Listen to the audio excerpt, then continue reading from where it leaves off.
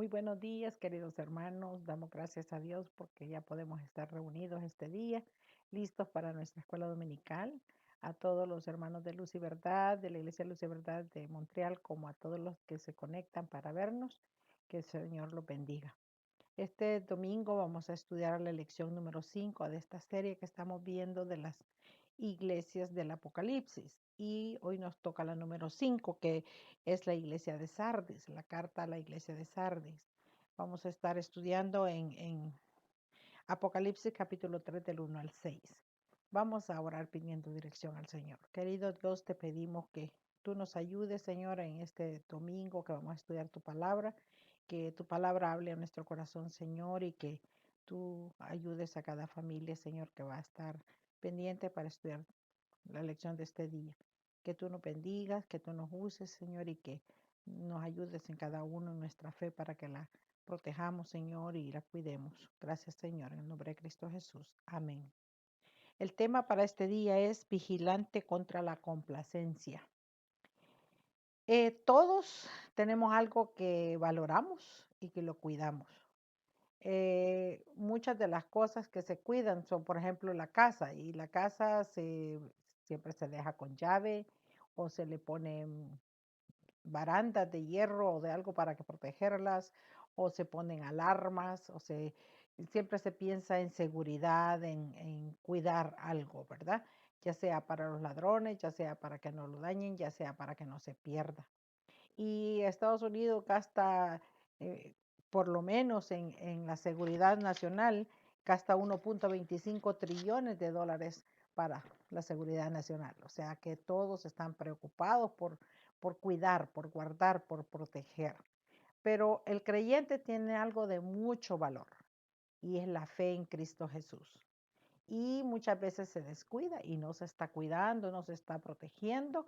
Y entonces al no proteger la fe en Cristo Jesús, lo que puede suceder es que haya complacencia y entonces entra el pecado y haya desánimo y vamos a ver eso, que el Señor en esto que vamos a leer en la carta que tenemos a la iglesia de Sardis, eh, aquí Dios le está hablando a ellos y le está diciendo que si no protegemos nuestra fe, podemos caer en la complacencia y dar lugar al pecado en nuestra vida.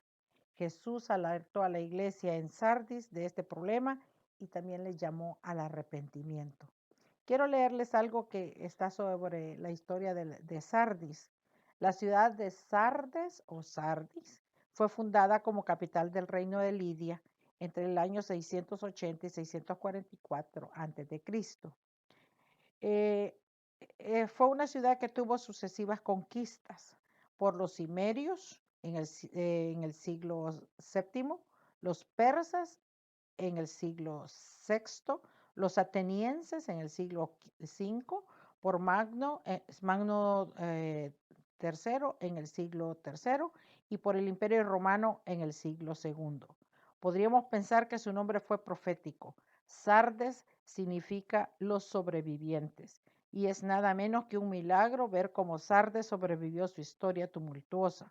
En el primer siglo, Sardes era conocida por sus productos de lana y también por haber descubierto un proceso metalúrgico para purificar el oro y a la plata. Esto motivó que las monedas acuñadas en Sardes tuvieran valor en todo el Imperio Romano. Entonces tenemos una historia muy bonita de lo que era la ciudad de Sardes o Sardis, ¿verdad? Y quiero que leamos la porción que tenemos para este día y es Apocalipsis 3 del 1 al 6. Dice así: escribe al ángel de la iglesia en Sardis, el que tiene los 7 espíritus de Dios y las 7 estrellas, dice esto: yo conozco tus obras, que tienes nombre de que vives y estás muerto. Sé vigilante y afirma las otras cosas que están para morir, porque no he hallado tus obras perfectas delante de Dios. Acuérdate pues de lo que has recibido y oído, y guárdalo, y arrepiéntete. Pues si no velas, vendré sobre ti como ladrón, y no sabrás a qué hora vendré sobre ti. Pero tienes unas pocas personas en Sardis que no han manchado sus vestiduras, y andarán conmigo en vestiduras blancas, porque son dignas. El que venciere será vestido de vestiduras blancas, y no borraré su nombre del libro de la vida, y confesaré su nombre delante de mi Padre y delante de los ángeles. El que tiene oído, oiga lo que el Espíritu dice a las iglesias. Entonces, esa es la porción que vamos a estudiar esta mañana. Es la carta a la iglesia de Sardis. Entonces, en los primeros 2 versículos, ahí vamos a ir viendo de que tenemos que recordar que en las manos de quién estamos. O sea, estamos en las manos de Dios. Jesús está representando en su iglesia por medio del Espíritu Santo. O sea que cuando habla allí dice que le habla el espíritu de las 7 iglesias, de las 7, cuando hablábamos allí, ¿verdad? Que dice el versículo 1, que el que tiene los 7 espíritus de Dios y las 7 estrellas, dice esto. O sea que a quién estamos en las manos de quién, estamos en las manos de Dios. Dice allí que la iglesia, ¿qué es lo que está haciendo? Jesús está representando en su iglesia por medio de el Espíritu Santo. También recordemos que el Señor rechaza toda presunción. Jesús alienta a la iglesia de su condición. ¿Qué es lo que hace? Los alerta de la condición precaria que tienen. Dice que tienen nombre de que están vivos, pero en realidad efectivamente está muerta. Jesús rechaza toda jactancia. O sea que, pues Dios no tiene bisnietos ni nietos, solo hijos entrados por el Espíritu Santo. O sea que está hablando de que la jactancia de que tal vez los abuelos, los papás, los tíos son buenos cristianos, eso no garantiza nada de que la persona es salva, porque Dios no tiene ni nietos ni bisnietos. Tiene que ser una relación personal con el Señor. Recordemos que el Señor nos llama al arrepentimiento. Sus palabras iniciales fueron con el fin de estremecerlos, de hacerles realizar, de caer en cuenta de lo que estaban haciendo, de que estaban no cuidando su fe, pero con el propósito de que se arrepintieran. Todavía existía la posibilidad de restaurar las cosas, pero tenían que arrepentirse. Ahora, ¿cuál es el remedio de la complacencia? Es la vigilancia de las cosas imperfectas, las cosas que están muriendo. Y todos sabemos cuáles son esas cosas en nuestra vida. Cada uno podemos hacer un análisis de nosotros mismos y ver qué cosas en nosotros se están muriendo, tienen otra prioridad, ¿verdad? ¿Qué cosas necesitan que ya están muertas y que necesitan tener vida? Entonces vamos a estudiar de la importancia de mantenernos vigilantes y alertas para que podamos mantener esas cosas que aparentemente están vivas, pero no lo están. Ahora aquí Juan es el que está escribiendo, ¿verdad? Y dirige la carta al ángel de la iglesia. ¿Qué dijimos? El ángel de la iglesia es el encargado de la iglesia, es el pastor de la iglesia, es el mensajero de Dios. Ahora, aquí estamos hablando de la iglesia de Sardis, que Dios quería utilizarlos en el momento preciso para ser testimonio, ¿verdad? Que su fe la conocieran los demás, pero que vemos que esta iglesia era una iglesia que era de sobrevivientes. Habían pasado por muchas crisis esa ciudad. Toda su historia había sido de crisis, pero habían sobrevivido ante numerosos ataques a lo largo de los siglos. Pero ¿qué había pasado? La iglesia estaba moribunda y no por alguna persecución que les había llegado de otro lado, ¿verdad? Dice que a la iglesia Jesús se les revela y les dice que es el que tiene los 7 espíritus de Dios y las 7 estrellas. Aquí vemos que él se presenta a Jesús como él mismo, como Dios mismo, como soberano. El aspecto de la visión que aquí les está diciendo Juan de lo que vio en Patmos, ¿verdad? Las 7 estrellas que dijimos son los 7 ángeles, es decir, los 7 pastores de las iglesias, ahí cuando se refiere a eso, pero también revela su relación trinitaria. Él como hijo de Dios, está hablando allí, ¿verdad? Que está el conjunto de Dios el Padre, él como hijo de Dios y los 7 espíritus, que es el Espíritu Santo. Ahora, está hablando él está hablando quién es Dios, que es un Dios trino. Jesús también continúa reconociendo las obras de la iglesia. Pero si vemos en relación a las otras iglesias que hemos estudiado, vemos algo diferente. Aquí le dice, yo conozco tus obras, que tienes nombre de que vives y estás muerto. O sea que aquí le da otro énfasis. Dice, cuando estábamos hablando en Éfeso, estábamos hablando que eran obras genuinas. Cuando estábamos hablando en Pérgamo y Teatiro, las obras de esta iglesia en gran parte estaban en esos lugares, eran buenas, pero aquí habla de que eh, las obras de esta iglesia en gran parte estaban corrompidas, quizás irreparablemente. A la luz de lo que entendemos como cristianos, debe estar alerta ante la realidad de que Dios no puede ser engañado. Él ve todas las cosas, Él ve nuestra condición, Él ve nuestra condición espiritual. Él nos ve, Él nos conoce todo, Él nos creó y Él sabe todo, Él sabe cómo están las cosas. Ahora, aquí dice, con las iglesias anteriores, Jesús distingue entre los fieles y los que se han enredado en su fe, ya sea una falsa doctrina o por la inmoralidad. Eso es lo que habíamos visto en las iglesias anteriores. Pero en esta ocasión menciona a los fieles solo como de pasada. La carta deja al lector con la idea de que la iglesia está prácticamente hundida en el pecado. O sea que Jesús manda a Juan a retar a la iglesia y le dice, sé vigilante. Entonces, es allí donde Dios le está hablando a la iglesia, le está exhortando, que Dios conoce la condición en que estaban, ¿verdad? Que sus obras estaban muertas porque estaban moribundos, porque quizás estaban en pecado, y también que también la realidad era que habían perdido el celo, que el entusiasmo por las cosas de Dios.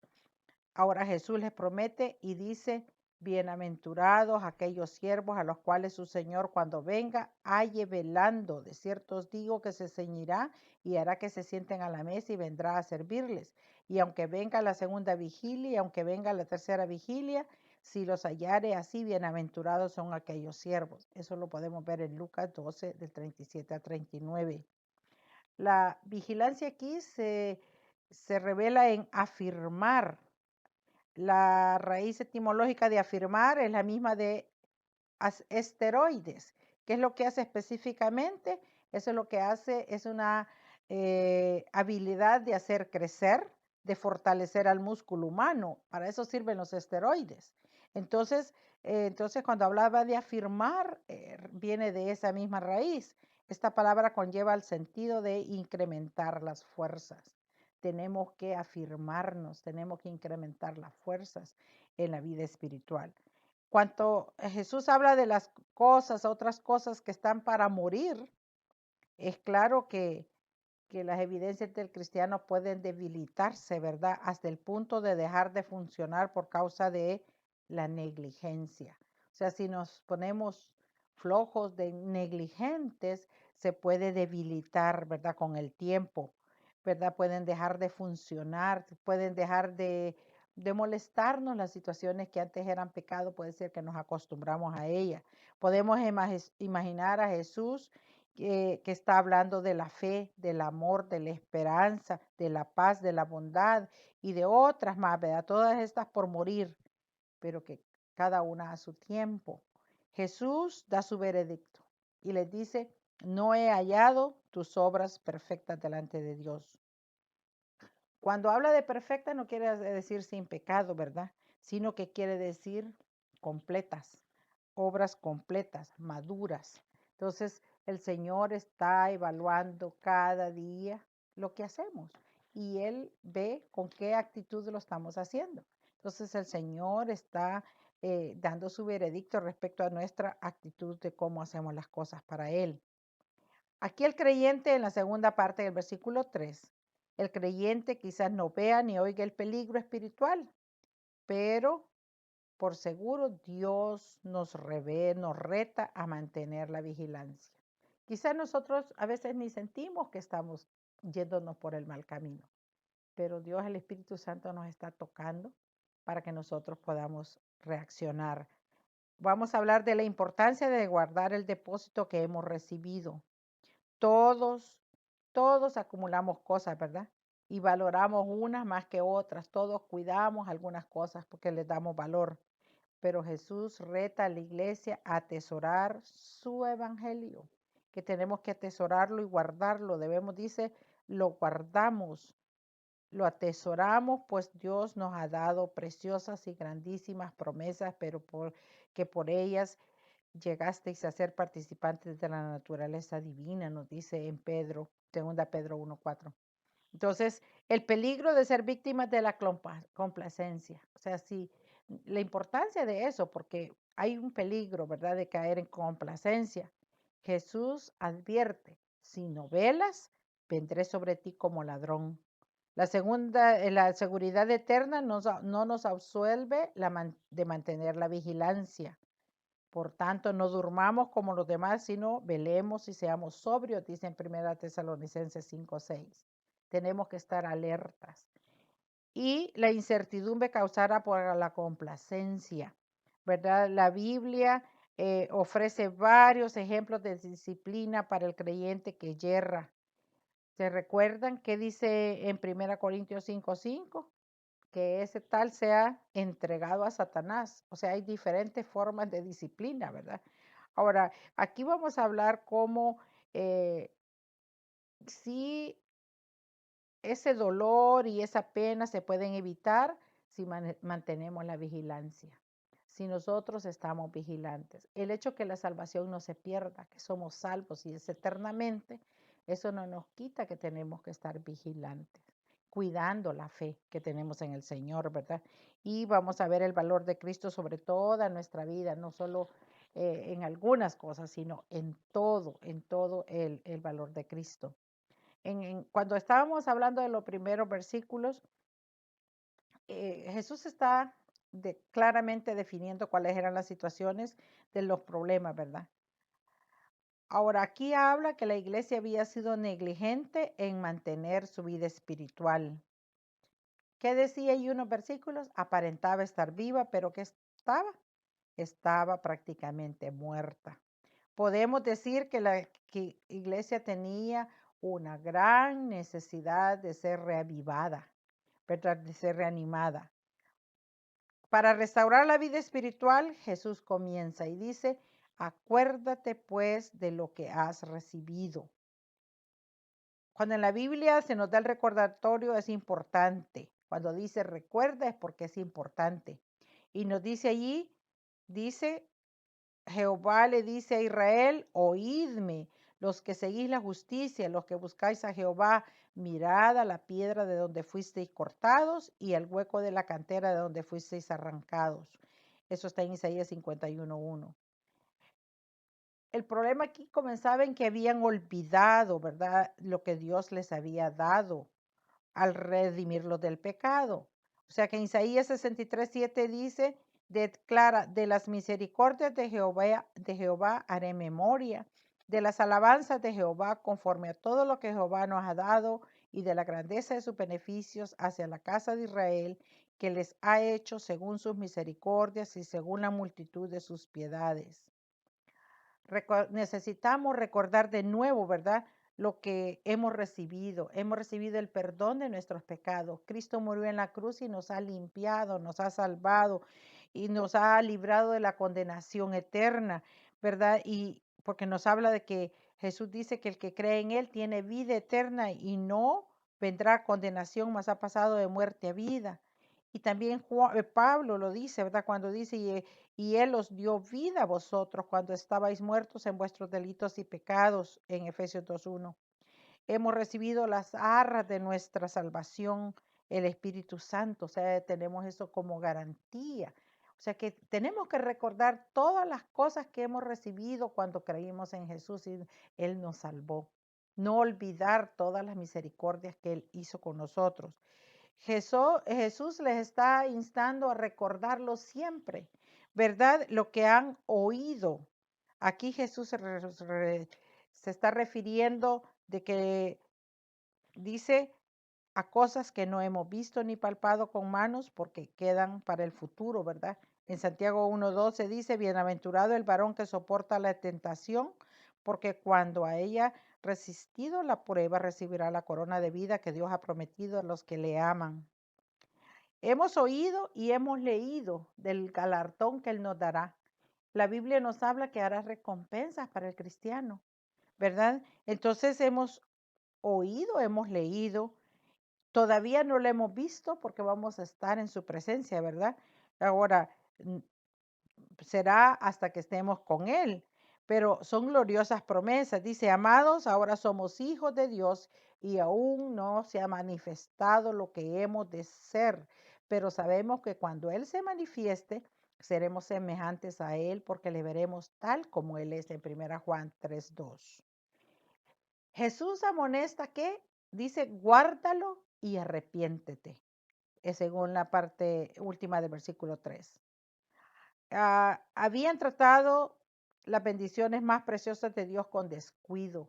A veces nosotros también estamos haciendo lo mismo, ¿verdad? Grandes bendiciones hemos recibido de Dios, pero las hemos descuidado, pensando lo que podían hacer sin ninguna consecuencia, que no importaba lo que hicieran, no tiene consecuencia. A veces estamos tan cómodos diciendo, bueno, si la salvación se pierde, entonces que no pierdo nada, puedo hacer lo que me dé la gana.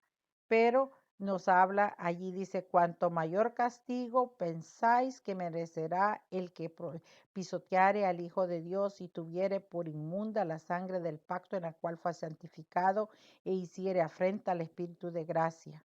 Y dice Pedro, ciertamente si habiéndose ellos escapado de las contaminaciones del mundo por el conocimiento del Señor y Salvador Jesucristo, enredándose otra vez en ellas son vencidos, su postrer estado viene a ser peor que el primero, porque mejor les hubiera sido no haber conocido el camino de la justicia que después de haberlo conocido volverse atrás del santo mandamiento que les fue dado. O sea que hay consecuencias de no estar vigilantes y de dejar espacio para que nuestra fe se transforme en complacencia al pecado. Jesús promete juicio, pues si no velas, vendré sobre ti como ladrón y no sabrás a qué hora vendré sobre ti. Aquí se habla un lenguaje de juicio repentino que vendrá sobre el mundo, ¿verdad? Ahora, a la luz de esta palabra, la advertencia, la condición de la iglesia en Sardis es tan severa como lo que está diciendo, ¿verdad? O sea, que está hablándole que están en una situación bien difícil espiritualmente delante de Dios, su condición es bien grave. Luego, del 4 al 6, vamos a ver algo más. Vamos a ver que cuando damos lugar a la complacencia, perdemos mucho más de lo que podemos imaginar. A veces las personas han estado por un tiempo perseverando, pero después se apartan y después caen en pecado. Y lo que va a pasar es todavía que se pierde mucho más de lo que pudieran imaginar. El vigilante se mantiene limpio y se mancha ante el Señor. Dice que el arrepentimiento puede recobrar la dignidad del creyente justificado y el arrepentido será reconocido ante el trono celestial. O sea que hay oportunidad todavía. Cuando se habla de que el vigilante puede mantener limpio su vestido, aquí nos está hablando de que si nos mantenemos fieles, dice que sus vestiduras estarán blancas porque son dignas, o sea que reflejan el nombre de Cristo en sus vidas. Y cuando el arrepentido puede recobrar su dignidad, sí, porque el que venciere será vestido de vestiduras blancas. O sea que todavía hay oportunidad. Y luego será reconocido ante el trono celestial. Y allí está hablando, ¿verdad? Que Él valora y que dice los que han vencido por medio de la sangre del Cordero y de la palabra del testimonio de ellos y menospreciaron su vida hasta la muerte. Es solo para que el pecado de la complacencia no tiene lugar. Dios quiere tener una iglesia avivada, una iglesia pura, sin mancha, sino que necesitamos estar avivados, ¿verdad? Ahora, ¿qué impide para que nosotros nos arrepintamos de la complacencia que alguien puede estar llevando en el pecado? ¿Qué impide? Si somos la iglesia de Cristo que tiene que estar sin manchas, por la que Él vino a morir en la cruz y la limpió con su sangre, Entonces, ¿qué nos impide arrepentirnos de aquellas cosas que están ofendiendo esa fe que tenemos en Jesús? Tenemos que animarnos, ¿verdad? A arrepentirnos, a mantenernos vigilantes, a volver, ¿verdad? Al Señor, arrepentidos para que Él nos restaure. La reprensión a los miembros de la iglesia de Sardis es agotadora y uno podría pensar, bueno, la iglesia de Sardis ya estaba muerta por completo, ya no sirve, no servía para nada, en su cometido cristiano ya no están haciendo nada, la iglesia de Sardis, pero Jesús les dice, ¿verdad? De su vida espiritual, de la evidencia que tenían, ¿verdad? De su vida espiritual. Y les está hablando de que ellos tienen que arrepentirse. Jesús conoce a los suyos, Él nos conoce, somos sus hijos, Él es el que nos redimió, Él nos conoce. Entonces Él conoce lo que estamos haciendo, Él conoce dentro de nosotros y lo que merecemos es castigo, porque dice que todas las personas de Sardis, que dice, tienes unas pocas personas en Sardes que no han manchado su vestidura y andarán conmigo en vestiduras blancas porque son dignas. Cuando habla de mancha aquí está hablando, es un símbolo de corrupción. La mancha es un símbolo de corrupción y de moralidad torcida y perversa, ¿verdad? O sea que está hablando de, no solo de la suciedad cuando decimos tiene una mancha porque está sucio, bueno, está hablando de una condición espiritual con un problema de pecado. También nos habla allí eh, que una belleza se puede marchitar, eso también es una mancha. Puede estar bello, pero se puede marchitar. También habla del pecado en general. Judas habla de falsos maestros también. ¿Y qué dice ahí? Como manchas dentro de la iglesia destinados a recibir el castigo eterno. O sea que los falsos maestros son manchas en la iglesia, que están dañando a la iglesia. Pero en medio de tanto pecado, ¿verdad? Que está sucediendo, también Jesús alaba a algunos y dice que algunos allí no habían caído en esa corrupción y el pecado. Dice que se habían mantenido con sus vestiduras blancas y dice que tenían su vestidura limpia. Es decir, su testimonio y su vida espiritual estaba limpia de la contaminación moral. Y decía allí que son dignos. ¿Qué quiere decir digno? Consistente con, o sea que digno, frutos dignos de arrepentimiento, frutos consistentes en el arrepentimiento. Aquí los fieles en Sardis son dignos, son merecedores de las promesas y las bendiciones que Cristo ha prometido a los que le aman. Entonces, Jesús promete 3 bendiciones al que venciere. Vamos a ver las 3 bendiciones. Primero, será vestido de vestidura blanca, según la primera parte del versículo 5.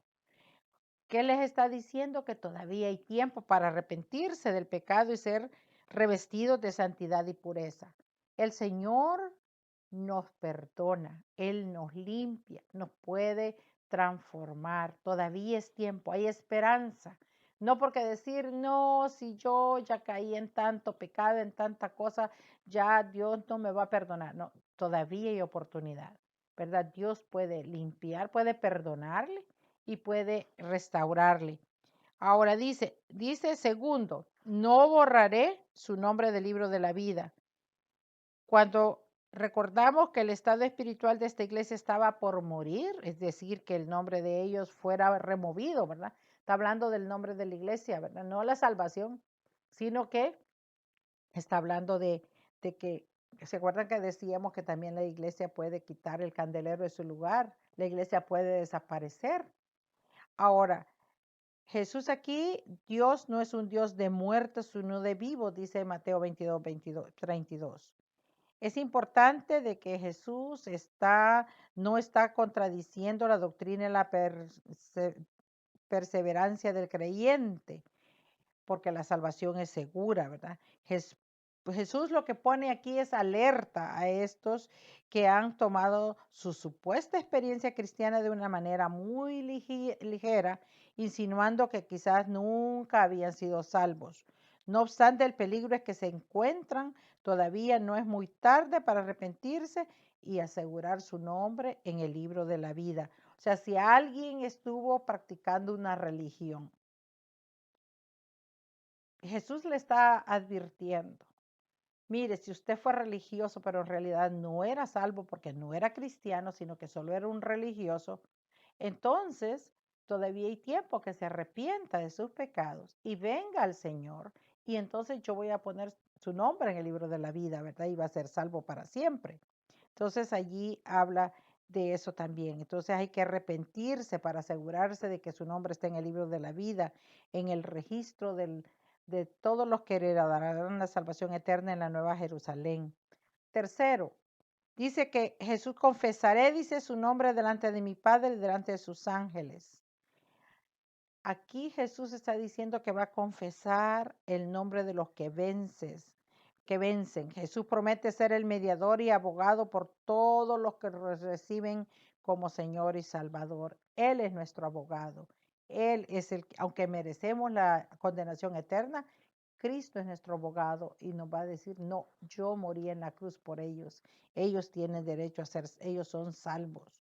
Ahora, aquí habla de que la confesión de Jesús a favor de los redimidos no se hace en privado, se hace en público, ¿verdad? Dice en Hebreo 12:22 que la ciudad del Dios vivo, Jerusalén la celestial, junto con la compañía de muchos millares de ángeles. O sea que lo está haciendo público, Dios estará rodeado de muchos ángeles, de sus ángeles, ministros de justicia. Jesús dice que su confesión será en público, es decir, a la vista y el oído de Dios, junto con las huestes angelicales. Él dirá que Él murió por nosotros, Él nos redimió, Él nos salvó. Termina con la frase ya conocida, el que tiene oído, oiga lo que el que tiene oído, oiga los que el Espíritu dice a las iglesias.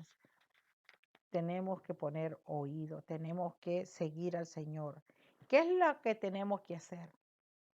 Estamos hablando de mantenernos vigilantes y concentrados en las cosas de Dios.